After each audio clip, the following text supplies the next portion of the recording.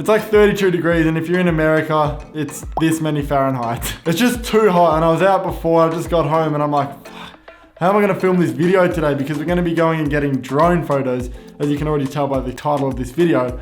We're gonna be doing some drone photography, and I'm just like, man, it's gonna be so hot. So anyway, I've got to stop with these excuses and just do it anyway. So the plan for today is to go and get this drone shot that Mike took. And I saw he took it like, I think maybe like a year ago. He took this shot here, and I just love the composition of it. How you've got the sort of like trees that reflect off the water, and then you got the city in the background. So that's a plan for tonight's shoot. I really want to go out and get that photo. Then obviously we got to shoot with Mike because he's the one who took the photo. So he knows like the exact spot of where to take the photo. Like I know the general location, but he'll be able to sort of guide me as to where to take the photo from. Because Mike was in Adelaide for Christmas, and I think I can't remember if he's still on his flight. He said his flight was today. Let's quickly give him a call, one sec. Hopefully he's back.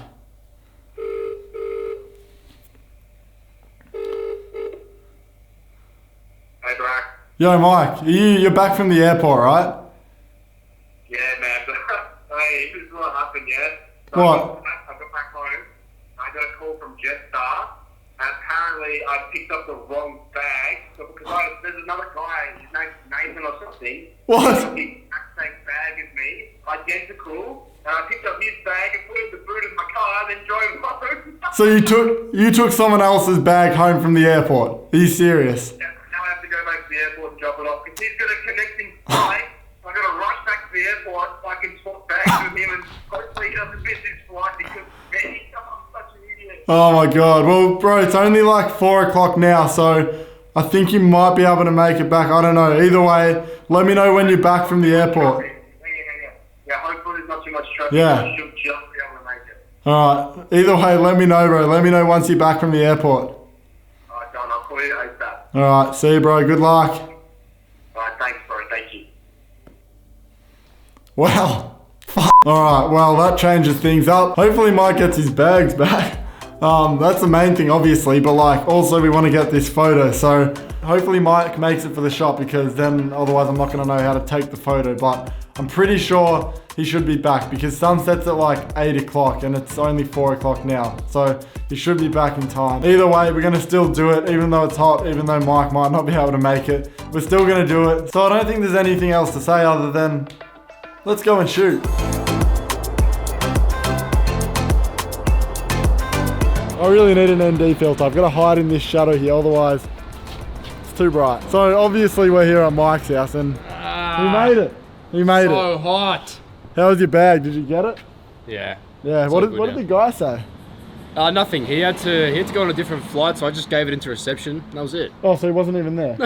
Oh, easy. Best case scenario. Yeah, that's awesome. We're here and it's so hot still. Like I thought it'd cool down by now, but it's still what, like 30 degrees or something? You know what, man? I'm actually a bit concerned because I know drones, they say they don't recommend flying them over 35 degree heat. True. So, Oh no. Shit. but it's over the water that we're flying it. And we're flying it over water, and they say not to fly. Nah, well, I think the water would some sort of cool. What? It's like 32 though, isn't it? Not 35.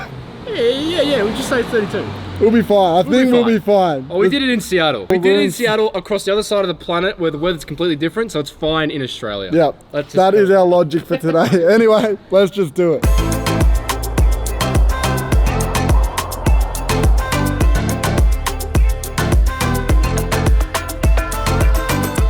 We are at the location now and it's sort of cooled down a little bit, which is good, but it's still like probably 25 degrees.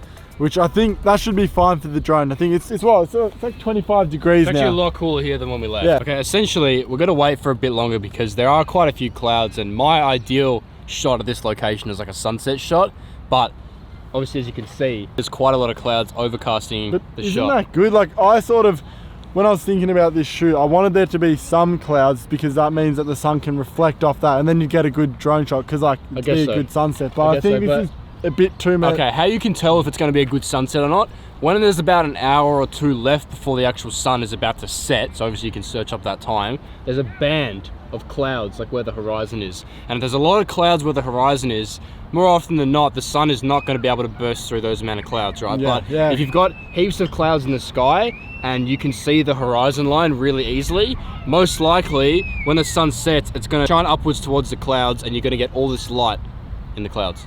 So that means it'll be a good sunset. So In which, in this case, we're so essentially today there's too many clouds and we're pretty much f***ed. So let's see what happens. also a couple of things that we got to keep in mind is obviously we're flying drones. There's a couple of rules that you got to have when you fly drones. So first one, which we've done right, don't fly within 30 meters of people. There's literally no one around here. Don't fly over 120 meters, which we don't need to fly over that anyway for this shot. Don't fly during the night, which it's clearly not nighttime, and don't fly like near airspace, which we're not. So all ticks for those rules. So with that said, we can go and shoot.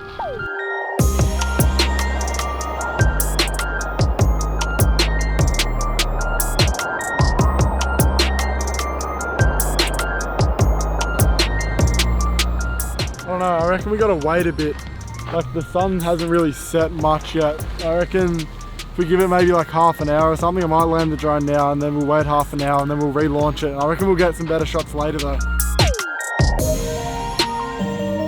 So we've waited for like, what, half an hour now, and I reckon it's getting way too windy. Getting more windy, there's definitely no sunset that's Yeah, gonna the happen. sunset, like Mike was saying before, there's just not enough gap in the clouds for the sun to get through, so it's pretty much like just Game over. it's going darker. There's no actual orange sunset, so I don't reckon.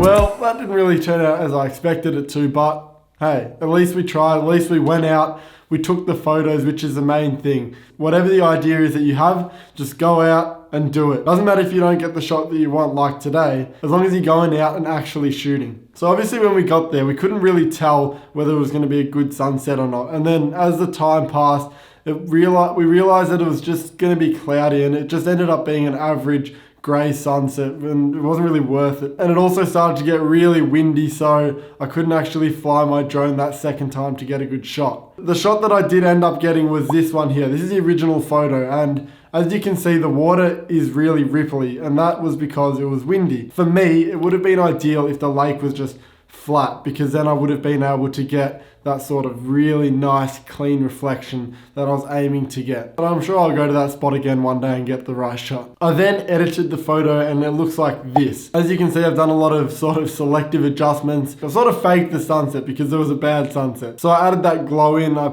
sort of brought out the blues, brought out the green of the park there, and then just brightened the water to sort of make those ripples not stand out as much. For the conditions that we had, it was windy, it was pretty much a grey sunset, and the fact that you can sort of edit a photo to make it look good even when it's an average photo is really cool. Something cool about photography. It doesn't always have to be the perfect conditions. It's just as long as you get out, that's the main thing. Also, it was just fun kicking it with the boys. Anyway, that's pretty much all for today's video. I just want to say, this is like pretty cool. I've only started YouTube maybe 9 months ago, 10 months ago, and I've already got 3,500 of you guys who support me and subscribe to my channel. I just want to say thank you. I appreciate it, because although 3,000 subscribers might not seem a lot to some people, when you visualize 3,000 people standing in front of you, that's crazy. It's just cool. We're just starting to see everyone sort of come together and we're all learning about photography. It's really good. And I'm glad that I can inspire some of you to go out and shoot. It's awesome. So in saying that, if you're new to the channel, maybe consider subscribing. You'll learn a lot about photography, sort of behind the scenes of photo shoots and all that kind of stuff. And if you're already a subscriber, like this video because I don't know, it's just good, like it, I don't know. And if you want to see this photo, it's up on my Instagram account, @7thyearite. That's where I post all my photos, so you should go follow that as well. But yeah, that's pretty much it for today's video. I hope you enjoyed it. I hope you learned something new. And as always, stay inspired, keep creating, and I will see you in the next one.